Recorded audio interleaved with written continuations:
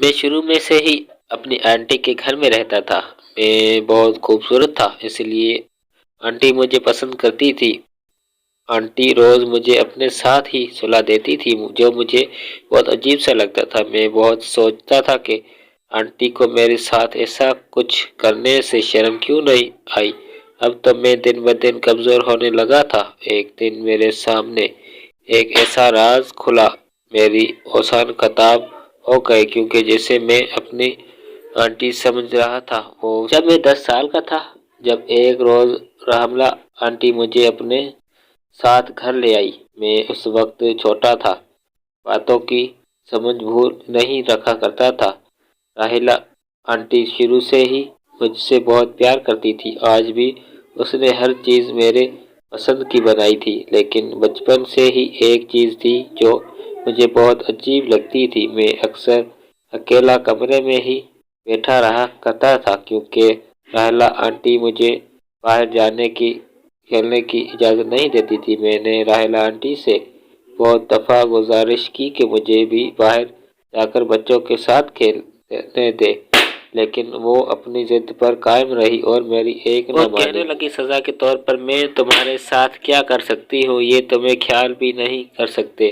بچپن سے جب میں کپڑے بھی تبدیل کرنے کی کوشش کرتا تو راحیلہ آنٹی بھی ٹہل کر میرے کمرے میں آ جایا کرتی تھی اور پھر خود ہی شرمانے لگتی تھی، کہنے تم سے مزاق کیا ہے۔ ہم لوگ شہر سے کافی دور ایک فلیٹ میں رہتے تھے۔ میرے والدین کبھی کبھی مجھ سے ملنے نہیں آتے تھے۔ میں ان کا بہت یاد کرتا تھا، لیکن انہوں نے تو مجھے شاید اپنے سر سے بوجھ سمجھ کر پھینک دیا تھا۔ وہ مجھے بھول چکے تھے۔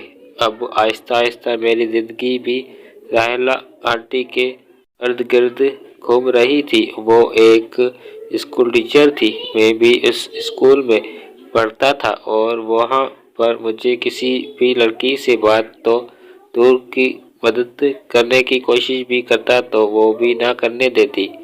ان دنوں میں بچہ تھا، میں ڈرا جاتا تھا۔ اب میں راحیلہ آنٹی سے بہت خوف کرنے لگا تھا۔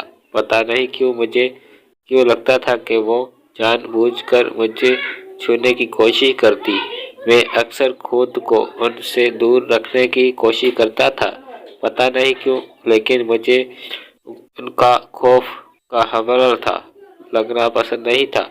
ویسے ہی راحیلہ آنٹی بہت اچھی تھی۔ میرے کپڑے دھونے سے استری کرنے تک ہر کام وہ اپنے خود ہاتھوں سے کرتی تھی۔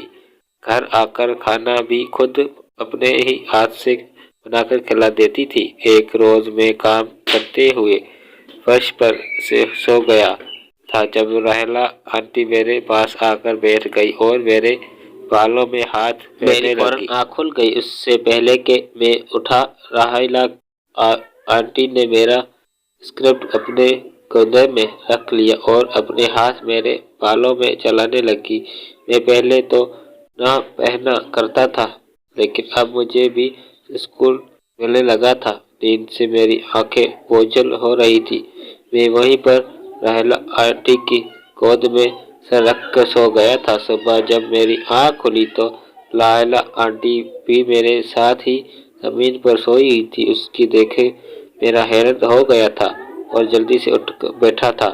راحیلہ آنٹی کی حرکتیں میرے سمجھ سے باہر ہوتی جا رہی تھی۔ میں کوئی بچہ تو نہیں تھا، راحیلہ آنٹی ان حرکتوں کو سمجھ نہ پاتی۔ میں اب راحیلہ آنٹی سے ایسی حرکتوں کو ڈرانے لگا تھا۔ مجھے اب راحیلہ آنٹی سے خوف آنے لگا تھا۔ جب وہ راحیلہ آنٹی میرے قریب آ رہی تھی، عجیب محسوس ہونے لگا تھا۔ میں خود سے بھی خوف زور رہنے لگا تھا۔ وہ میری بہنوئی کی طرف تھی۔ اب میں نے راحیلہ آنٹی سے چھپ کر ایک لڑکی سے دوستی کر لی تھی۔ میں اکثر اس سے باتیں کرتا تھا۔ راحیلہ آنٹی کی اچانک سے نوکری ختم ہو گئی تو گھر میں کرفیو وقت آنے لگا، جس کی وجہ سے راحیلہ آنٹی نے اپنے گھر کا نیچے والا پوزیشن کرائے پر دے دیا تھا۔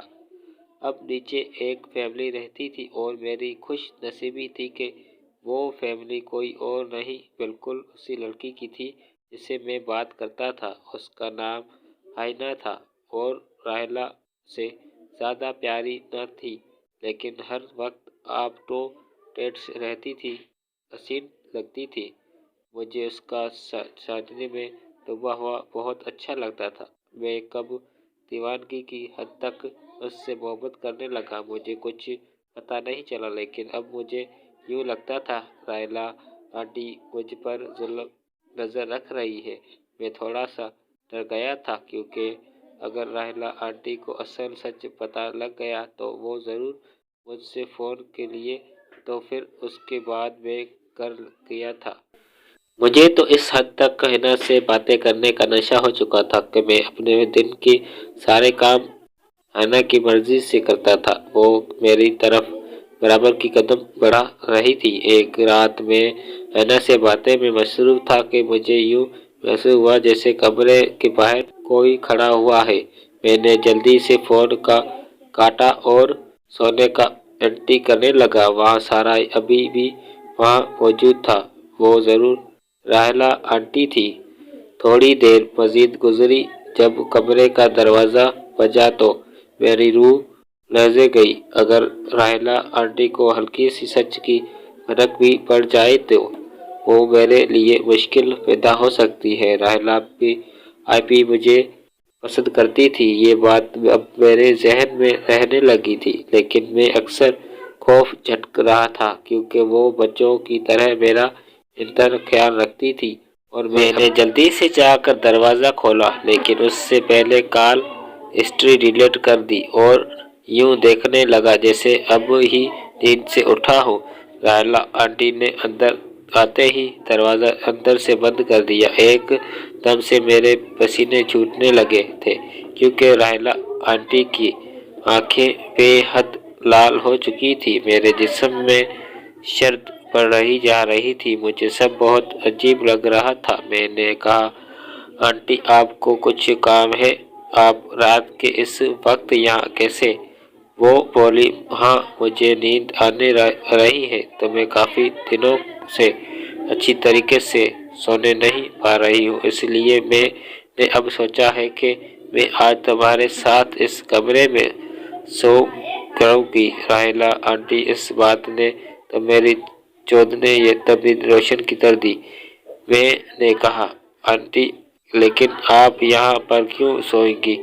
آپ ایک دم غصے ہو گئی، پھر بولی، یہ میرا اپنا گھر ہے، میں کہیں پر بھی سو سکتی ہوں، اور اگر میں ادھر بھی سونا چاہوں تو اس میں اتنی حیرانی والی کیا بات ہے؟ تم ایک دن سے تھوڑا میرے پاس سو رہے ہو، کافی عرصے گزر چکے ہیں۔ میرا خیال اس معاملے میں کچھ تمہیں کوئی بھی خواب دیتا جائے رہا